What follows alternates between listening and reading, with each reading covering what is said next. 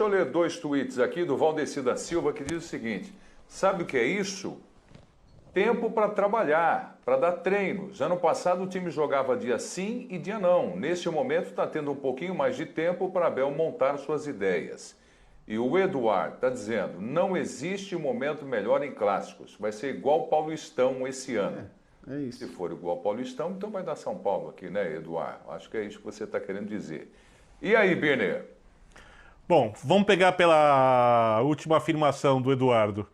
Na final do estadual do Paulista, o São Paulo estava no seu ápice da forma física, tanto é que o declínio veio logo depois, e o Palmeiras não tinha chegado ainda no seu ápice. Né? O Palmeiras estava se preparando para que o ápice chegasse ao ápice no Campeonato Brasileiro, na Libertadores, nessa reta decisiva. E eu acho que a própria diferença de pontos das equipes no Campeonato Brasileiro, que é maior do que a diferença de elencos. Eu acho que o elenco do Palmeiras é um elenco, sem dúvida, melhor que o do São Paulo, mas não é a diferença de pontos que a gente vê no Brasileiro por número de jogos que há, fala por si. E até aqui é uma questão científica, não é uma questão opinativa. É um jogo que tem muita história, tá? São 8 confrontos de Libertadores, 2 por fase de grupos, 3 por mata-mata. O São Paulo eliminou o Palmeiras em todos. São 6 vitórias e 2 empates. Os de 72 e 74, eu acho que os times eram de nível parecido, né? Palmeiras com timaço, São Paulo também. O de 94, o Palmeiras tinha mais time e o Palmeiras impôs o maior massacre que eu vi o São Paulo sofrendo na minha vida. No 0-0 no Pacaembu, com a melhor atuação que eu vi do goleiro na minha vida, do Zete, naquela partida antes da Copa do Mundo. Foi o jogo da vida do Zete, sem dúvida. Foi antes da Copa do Mundo. Aí teve a Copa do Mundo e teve o segundo jogo. O Palmeiras foi fazer uma excursão para a China. O São Paulo já não era o mesmo São Paulo de 92 e 93. Tinha perdido o Raí, que era o principal jogador da equipe. E no jogo de volta, o São Paulo, com 2 gols do Euler em cima do Roberto Carlos, eliminou o Palmeiras com um time pior. Em 2005, quando o São Paulo tira o Palmeiras, o São Paulo era mais equipe do que o Palmeiras ali. Também não era superior, então não há o que de surpresa. Hoje o Palmeiras tem mais time que o São Paulo.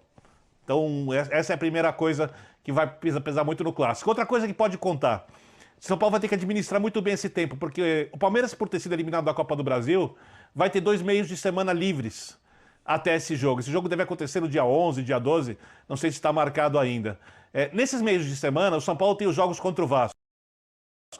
Ou seja, o Palmeiras, que já está fisicamente melhor, terá 2 semanas de treino antes do jogo, enquanto o São Paulo terá um jogo contra o Flamengo no final de semana, um jogo contra o Vasco no meio de semana, um jogo contra o próprio Palmeiras no outro final de semana, o jogo contra o Vasco e mais um jogo no final de semana antes de pegar o Palmeiras. O calendário também favorece a equipe do Palmeiras, mas o São Paulo pode administrar isso. O São Paulo pode botar uma equipe reserva nos jogos do Campeonato Brasileiro, priorizar a Copa do Brasil e tentar recuperar o seu time, que é essencial a recuperação para poder enfrentar o Palmeiras, já que o próprio Crespo, há uma semana, falou que que a situação era crítica. Ele ainda usou 360 graus.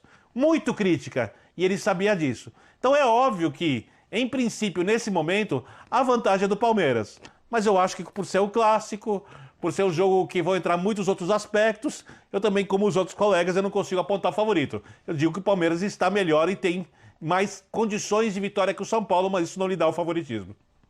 O Jean falou que você muretou agora. O Jean falou não, isso. Foi bem claro. Nossa, mais claro. Ele nem pôs o 51-49, quer dizer, né? Que eu copiei do Fábio Piperno. Agora... Não, você quer que eu ponha? Eu ponho. Quer que eu percentual? Eu dou. Vamos lá. Foi claro. Dou 55 pro Palmeiras.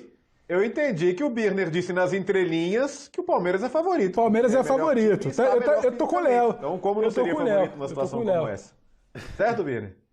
Não, a gente interpreta aqui pra galera. História. Tem mais coisas ali que entram em campo no jogo desse.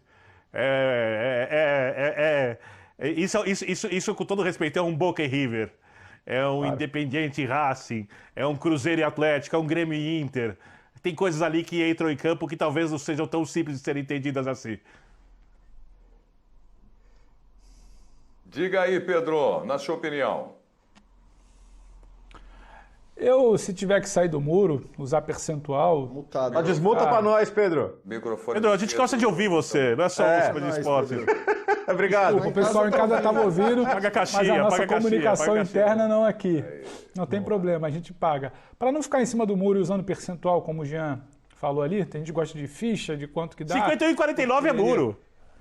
Desculpa. 55, 45 para o Palmeiras. 55, 45 para o Palmeiras. Só que é um ponto muito fundamental que o Jean tocou. Faltam 20 dias, é um clássico.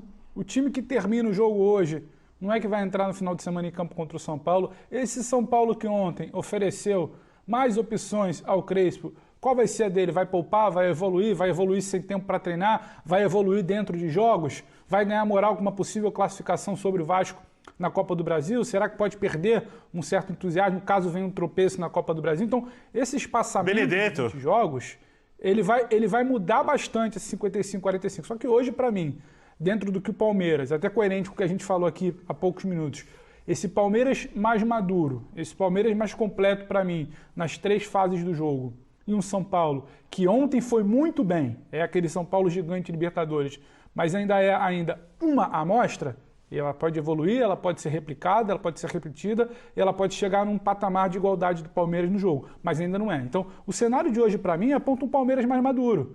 Mas eu consigo ver um teto desse São Paulo do Crespo. A gente ainda vai ter a volta de um Daniel Alves. Ontem, para mim, o grande problema do São Paulo, acho que a gente até falou pouco, foi a lateral direita, foi a passagem pela direita, o Igor Vinícius muito mal, com certo medo. Você tem a volta de um Daniel, caso ele no meio do caminho não perca um voo ali, possa ir para outro lugar que não o Brasil, se é que assim a gente pode dizer. Então, tem muita coisa a ser costurada nesse intervalo de tempo, Preto. Agora, nesse momento, sim, claro.